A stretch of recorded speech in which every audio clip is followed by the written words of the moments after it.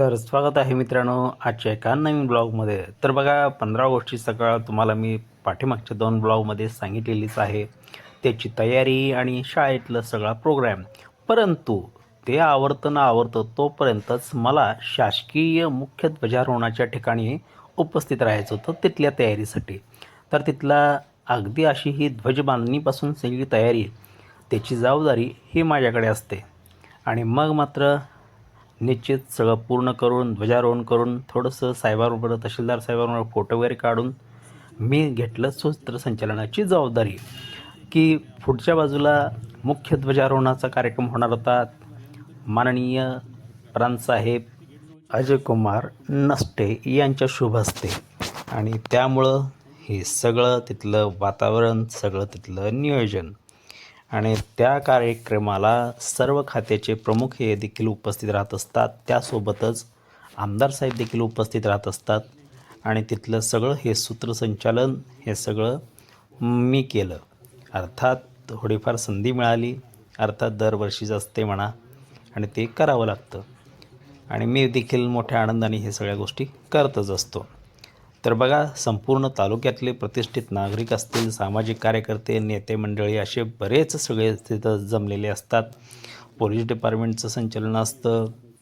विविध शाळांचे विद्यार्थी तिथं आलेले असतात. NCC cadet, MCC cadet, scout guides, band पथक वगैरे वगैरे वगैरे बऱ्याच तिथं उपक्रम असतात.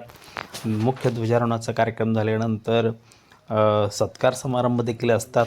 मग हे अशा पद्धतीने सगळे पाहुणे आलेले, सगळे पदाधिकारी, अधिकारी, आणि मग हे अशा पद्धतीनं त्यांचं ध्वजारोहण झाल्यानंतर राष्ट्रगीत, राज्यगीत, संचलन हे अशा पद्धतीनं चालू असतं. आणि हे सगळं मी थोडंफार माझा कुठंतरी खारीचा वाटा याच्यामध्ये असतो, याचा मला निश्चित अभिमान आहे.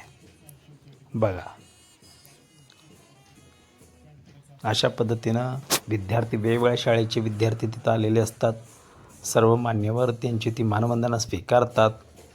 हे देखील एका शाळेचे विद्यार्थी पूर्णपणे बँड पथक त्यांचं असतं आणि ते पूर्णपणे अतिशय सुंदर पद्धतीनं बँड आपला सादर करतात. आमदार साहेब, प्रांतसाहेब, तहसीलदार साहेब, BDO साहेब, DYSP साहेब हे सगळे तिथं त्यांची मानवंदना स्वीकारतात. आणि त्यानंतर तिथं असं नसतं मग बाकीचे सगळे प्रोग्राम की सत्कार, वीरमाता, वीरपत्नी वगैरे असे सत्कार असतात. त्यानंतर आमचं पण थोडंफार हे फोटो सेशन झालं. आणि त्यानंतर मात्र आमदार साहेबांच्या ताफ्यामध्ये दौऱ्यात सहभागी झालो होतो. हे आहेत आमचे बंधू नगरसेवक विकास माने, मिथुन माने, अमर माने, मित्रमंडळी, त्यानंतर मयूर मोरे, हे सगळे मित्रमंडळी आमदार साहेबांच्या ताफ्यामध्ये मस्तपैकी थोडासा प्रवास चालू केला. कारण त्यांच्या दौऱ्यामध्ये पुढं काही कार्यक्रम होते आमचे. आणि त्यामुळं असं ह्या ताफ्यात चाललो होतो आम्ही. इथं पोलीस स्टेशनचं एक जुन्या इमारतीचं नूतनीकरण केलेलं होतं. तिथं उद्घाटनाला आमदार साहेब पोचले आणि मग तिथलं देखील उद्घाटन करून घेतलं. तिथं काही स्पेशल त्यांनी रूम तयार केलेली होती. काही साहित्य वगैरे ठेवण्यासाठी त्यांचं जे काही मुद्देमाल असतो तो ठेवण्यासाठी स्पेशली त्यांनी ते जुन्या रूम त्यांनी नूतनी करून घेतलेल्या होत्या. अशा पद्धतीचे सिक्युरिटी जेल वगैरे त्यांनी बनवलेलं होतं. हे सगळं चालू होतं. मग अशा पद्धतीने आमदार साहेबांनी उद्घाटन करून त्याची पाहणी केली. त्यानंतर सर्व तिथले जे काही पोलीस स्टाफ होते, अधिकारी होते, यांच्यासोबत काही फोटो सेशन झाले.